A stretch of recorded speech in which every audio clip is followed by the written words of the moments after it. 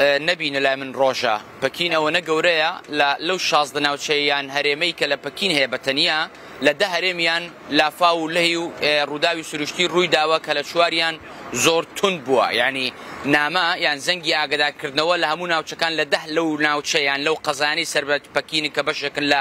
ناوچەکانی پەکین یان دەتوانی زیاتر وەکو گەڕەکەکانی پەکین هەژماری بکەی لەهی ڕووی داوە 12 ڕێگای سەرەکی و استراتیژی ئۆتۆبان کە لە پەکینۆ دەرەچن بۆ باکووری خۆرەڵاتی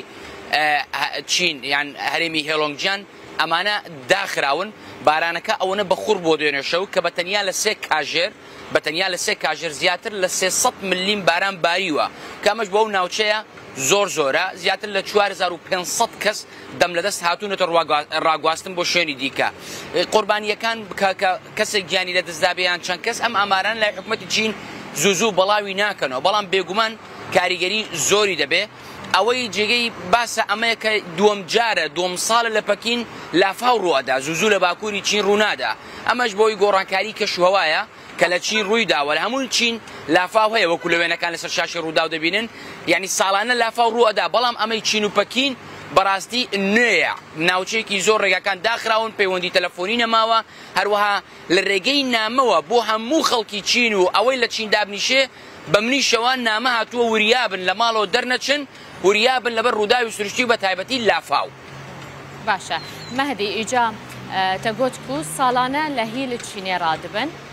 لە چەند ناوچەیەن چینێ لەگەڵ وەیەکێژی ینی بەری چەند ڕۆژان توتوبێژە کرد لە سەر وەیەکێک و چین پرۆژەیە خۆدا بەردەوامە بەنداوێکە مەزن دروست دکە ئەڤژی دلگرانی چێکریەش بەر ئەگەڕ ڕابوونا لە هیان پلانە حکوومەتە چینێ چییە؟ ji bo kêmkirina van bandoriyên keşûhewayê yan jî ji bo rêgirtin li derketina ziyanan ji ber lehiyan. ناڵین زۆر پێم خۆشە و پرسیارە دەکەی ئێستا چین لە پرۆژەی ژینگە دۆستیەوە دروستکردنی کەمەری دارستان بە ناوی گرنگ گریت وۆڵ یعنی شۆرەی گەورەی چینی سەوز کە زیاتر لە 7 ملیارددارە لە بیابانەکانی چین دەیچێنێ هەروەها پێی دەڵێن سپۆنج سیتی یعنی شارەکان و شۆستەکان و شەقامەکان وای لێکن کە زیاتر ئاو بمژێ چونکە چین زۆر بە خێرایی بەرەو شارستانی بوون دەچێت و دەچێت کێشە لە ژێرخانەکەی هەبێ ئەوەش کێشە بێ کە ئەوەنە خێرا بەرەو پێشتون بچووە بیریان لەوە نەکردبێتەوە کە ئەم بارانە زۆرە بێ بۆیە حکومەتی چین و پرۆژەی شی جینپینگ لە چەند ڕۆژی ڕابردوو ڕایگەیاندووە کە دەبێت دەم لەدەست خەمێک لەمانەش بخۆن لە بەر شارستانی بوونی شارەکانیش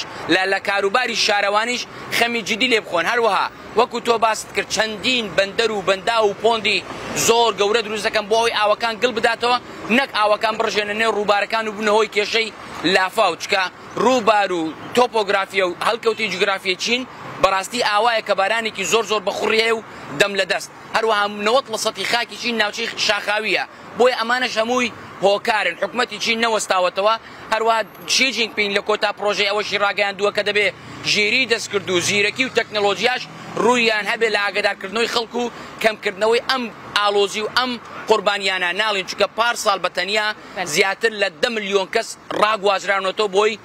ڕووداوی سروشتی هەروەها 1700 کەس گیانی لەدەستداوە بۆی لافا و بوومەلەرزە و خزانی زەوی زیانی زیاتر لە 55 ملیار دۆلاری ڕاستەوخۆی لەسەر چین هەبووە بەتایبەتیش کەرتی کشتتوکاڵی چین ناڵین چونکە کەرتی کشتتوکاڵی چین 2.7 تریلیۆن دۆلار مەزەندە دەکرێت بازاڕەکەی بۆیە هەر کاریگەریەک لەسەر کەرتی کشتتوکاڵیەکەی کاریگەری لەسەر بازارەکەی چین لە نێوخۆی لە دەرێش دەبێت چونکە چین وەکو سەبەتەیەکی خۆراکە بۆ هەموو کشوەری ئاسیا یەک زانیاری دیکەشت بەمێ ناڵین بەپێی راپۆرتەکانی UN دەڵێت چونکە کشوەری ئاسیا خاکەکەی زۆرترە دوو ئەوەندە خێراتر بەراورد بە هەموو پارچەکانی دیکەی دنیا گەرمتر دەبێت بۆ ئێستا کە دەبینی گەرمایەکی زۆر یەخەی پەکینی گرتووە منش لە پەکینم ببینی خۆ دەدەم بەێ دەموو چاوێتە هەمی خۆێداندایە مەهدی دەست خۆش بۆتە کوتە ئەف زانیاری دانەمە چ قاس کەشوهەوا گەرم بە لێ زانیاری ئەندەژی ژ کەشوهەوایە گەرمترن دەست خۆش.